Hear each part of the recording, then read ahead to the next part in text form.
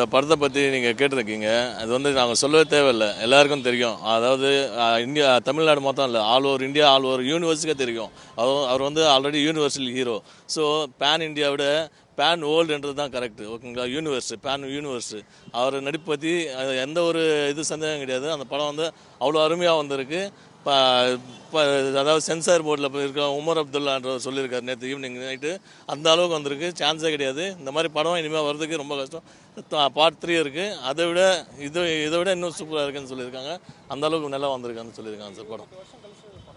ஆமாம், கண்டிப்பாக சார். 28 வருஷம் கழிச்சு சொன்னீங்கன்னா, அப்போ வந்து நான் காலேஜ் படிச்சுன்னு இருந்தேன். காலேஜ் பீரியடில் என்ஜாய் பண்ணோம். இப்போ திருப்பி அதே எனர்ஜியோடு நாங்கள் இருக்கோம். எங்கள் தலைவர் அதுக்கும் அது எங்களை விட இன்னும் எனர்ஜியாக இருக்கார்.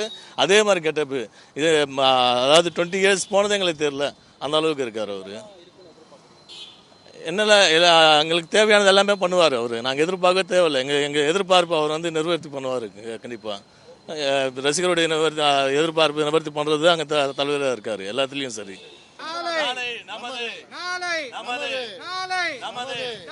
கமலஹாசன்